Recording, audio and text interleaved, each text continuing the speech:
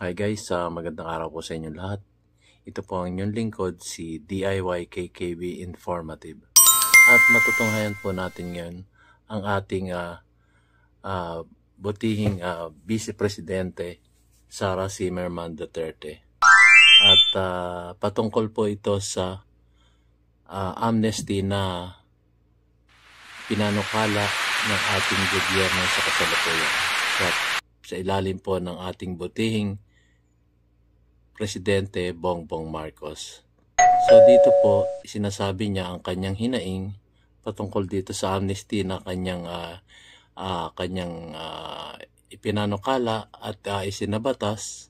So nananawagan siyang rebisahin ang patungkol dito sa amnesty. Dahilan sa kanyang mga experience sa mga kakaliwang grupo o mga rebelding grupo dito sa ating bansa. So ipatutunghay po natin sa inyo kung ano kanyang mga hinaing at mga karanasan. So tayo po ay merong kanya-kanyang mga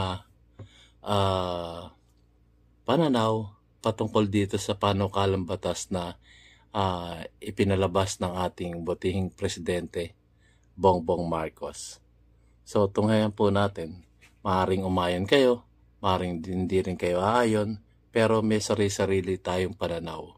At pakinggan natin ang ating butihing Vice Presidente sa Sara Duterte. Umayon man kayo o hindi, nasa sa pananaw na po nating mga mamamayang Pilipino ito.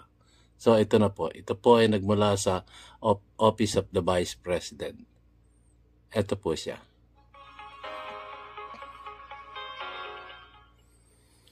Mga minamahal kong kababayan, Assalamualaikum. Madayaw ba yung adlaw kaninyong tanan? Magandang araw sa inyo lahat. Taong 2017, personal kong nakita nag-aagaw buhay sa hospital ang isang biktima ng pinasabog na improvised explosive device ng mga NPA sa Mandog, Davao City. He was struggling and choking with his own blood.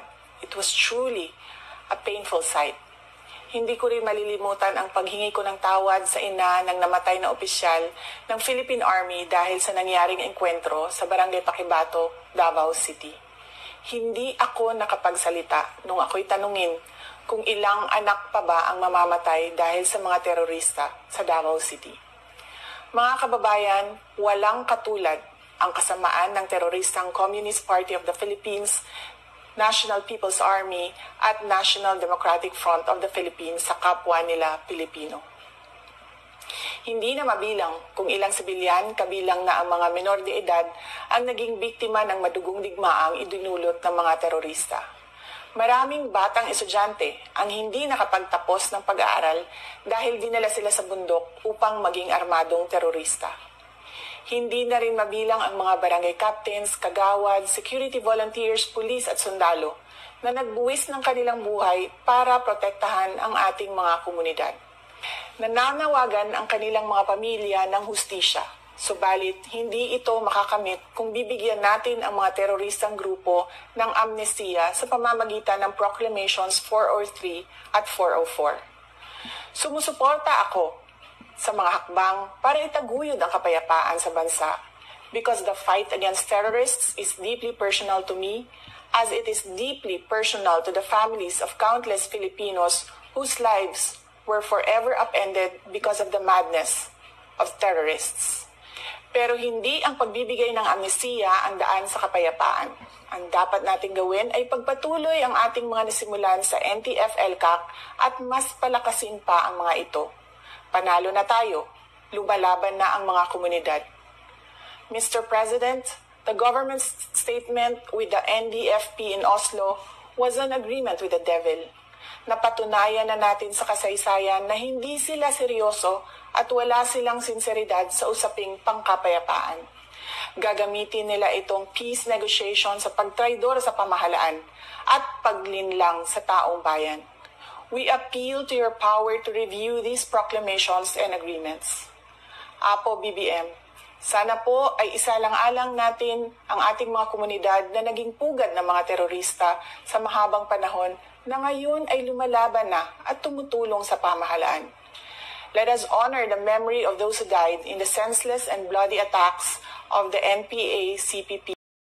So yun po guys, so natunghayan na natin ang panawagan ng ating butihing Vice Presidente Sara Zimmerman Duterte. Panawagan niya ito sa ating butihing Pangulong Bongbong Marcos Jr. para dun sa proclamation niyang ipinalabas dito sa amnesty. So, gaya nga ng sabi ko guys, maaring umayon kayo o maaring hindi kayo aayon. Pero ito po ay ang sinasabi nga nila, ang NTF-ELCAC ay patapos na ang kanilang laban sa mga rebelding grupo sa CPP-NPA. So, parang sinasabi dito ng ating butihing Vice Presidente Sara Duterte ay hayaan nating gumulong ang tungkulin ng NTF-ELCAC para masawata at matalo itong mga rebelding grupo. So, yun. Maring meron sasang-ayon sa inyo, maring meron ding namang hindi sasang-ayon sa panawagan ng ating butihing Vice Presidente Sara Duterte. Pero may sarili-sarili po tayong mga pananaw, sarili-sariling pag-iisip patungkol dito sa panawagan ng ating Vice Presidente Sara Duterte. So, sa aking palagay, ay both sides ay meron siyang kumbaga meron silang katwi-katwiran bakit nagkaroon ng amnesty at bakit pinipiit niya yung amnesty dahil nga siya naman ang sinasabi niya ay may NTF-ELCAC naman na sabi nga ay kailangan matapos nung Disyembre. Yun nga yung marching order ng ating Presidente Bongbong Marcos patungkol dito. So sana naman inantay na lang niya yung December kung wala talaga yun nga at saka sila mag-peace talk at saka magkaroon ng amnesty. So yun lang po, gaya ng sabi ko may sarili-sarili tayong pananaw at pag-iisip patungkol dito sa isyong ito. So maraming salamat po sa panonood ng aking YouTube video DIY-KKB Informative at sinasabi ni DIY-KKB Informative, keep safe, God bless, and you have a great day. See you on my next vlog guys. Maraming salamat po.